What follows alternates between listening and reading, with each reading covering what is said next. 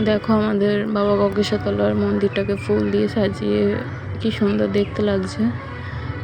কালকে প্রচুর লোকজন এসেছিল, ভিড় হয়েছিল বানেশ্বরকে দেখার জন্য।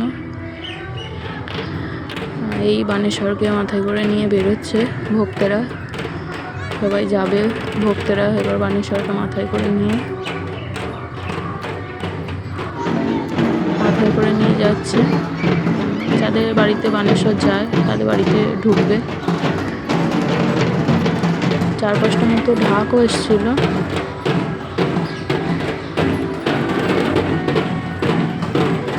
ঢাকিরাও ভক্তদের সাথেই যাচ্ছে একসাথে।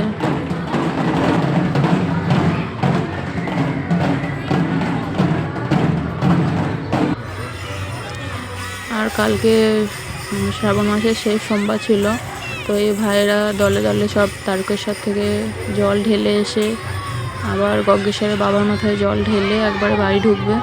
সব একে একে আসছে, সব দল নিয়ে গেছিলো একসাথে।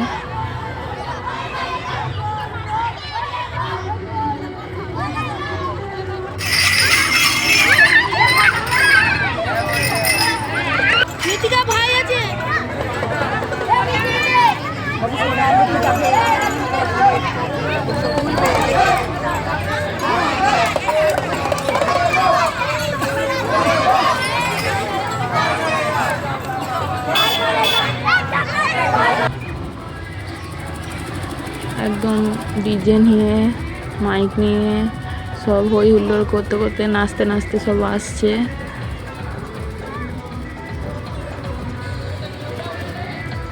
চারটে মতো দল এসছিল কালকে, 4জন মানে 4টে দলই গেছিল কালকে,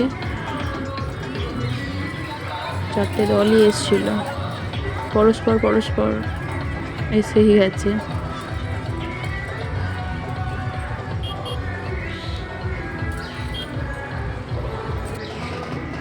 এই যে আর একটা দল আসছে বাজনা নিয়ে।